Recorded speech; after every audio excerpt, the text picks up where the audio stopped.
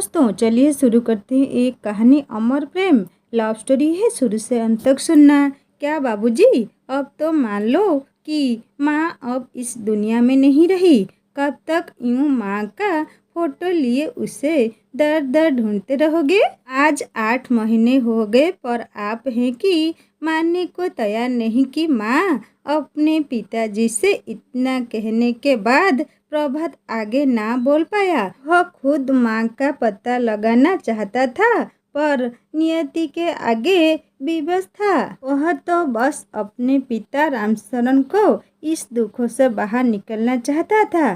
थोड़ा रुककर प्रभात ने अपने बाबूजी से कहा, बाबूजी, उत्तराखंड रास्ते में हम अकेले नहीं थे जिन्होंने माँ को खोया है। ना जाने कितने घर उजड़ गए, परिवार खत्म हो गए। बाबूजी, ईश्वर के आगे किसकी चलती है? मैं तो इसे भी ईश्वर का आशीर्वाद और चमत्कार ही मानूंगा कि आप हमारे साथ हैं। आपका आशीर्वाद सदा हमारे सर पर बना रहे। बस अब आप इस जांच वाले लोगों को माँ का नाम उन मृत लोगों में से लिखना दीजिए तो उत्तराखंड रास्ते में से लापता हुए थे। रामशरण आंखों में आंसुओं का सौलाभ लिए किसी तरह उन्हें रोकते हुए अपने बेटे प्रभात से बोला, कैसे मान लूं बेटा, मैं और तेरी माँ दोनों साथ में ही थे। अच्छे भले बाबा केदारनाथ के दर्शन कर खुशी खुशी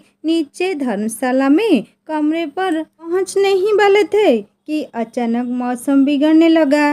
अचानक से मेरी आंखों के सामने ही पानी का सैलाब आया और तेरी माँ पिट्ठू के साथ साथ ही जलमग्न हो गई। उसने मुझसे वादा किया था कि मरते दम तक मेरा साथ निभाएगी। यूं अचानक मुझे छोड़कर वो नहीं जा सकती और ईश्वर भी इतना निष्ठुर नहीं हो सकता। उससे मेरी फरियाद सुननी ही होगी। रामशरण ने आगे कहा, मैं उसे लापता तो जरूर मानता हूँ पर मृतों को मैं उसका नाम हरगिज नहीं लिखना चाहता।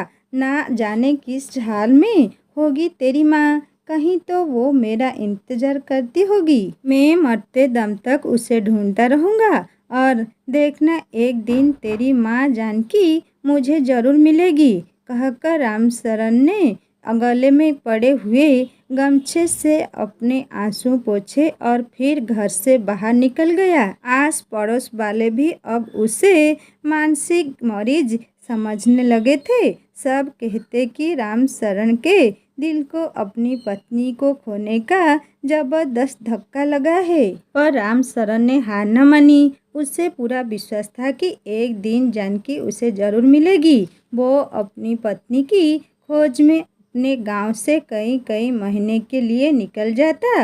आपदा के बाद फिर से बसे हुए गांव में जाकर वहां के लोगों को अपनी पत्नी की फोटो दिखाता और पूछता कि क्या किसी ने उसकी पत्नी जैसी किसी औरत को देखा है। हर तरफ से ना सुनकर थोड़ा मायूस जरूर होता पर उसका दिल मानने को तैयार ही नहीं था कि जानकी अब नहीं रही। ना जाने कितने दिन वो यहाँ से वहाँ, एक गांव से दूसरे गांव हाल बेहाल हुआ घूमता रहता।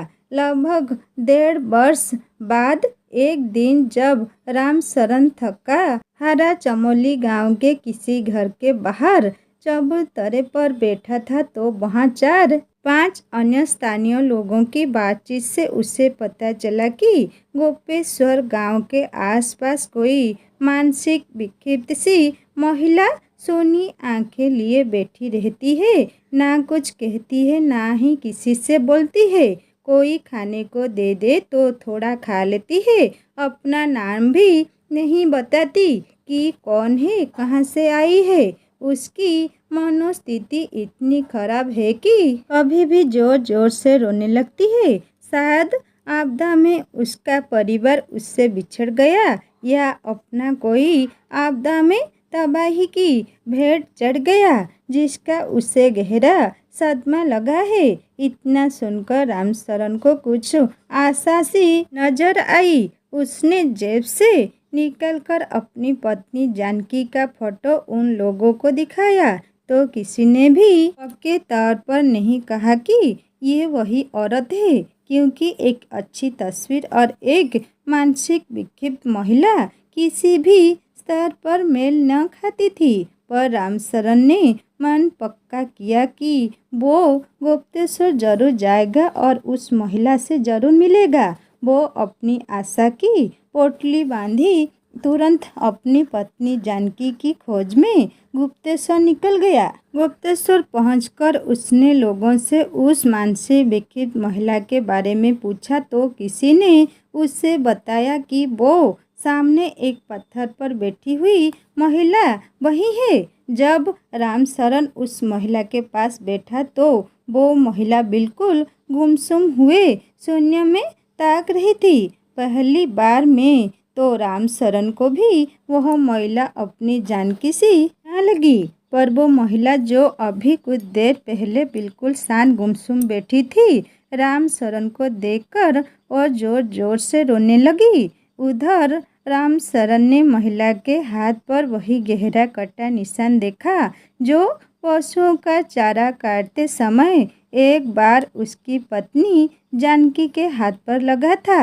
रामशरण को अपनी आंखों पर विश्वास न हुआ। उसने अपनी पत्नी जानकी का हाथ अपने हाथ में लेते हुए कहा, अब सब कुछ ठीक हो जाएगा जानकी, चल अब अपने घर चलते हैं।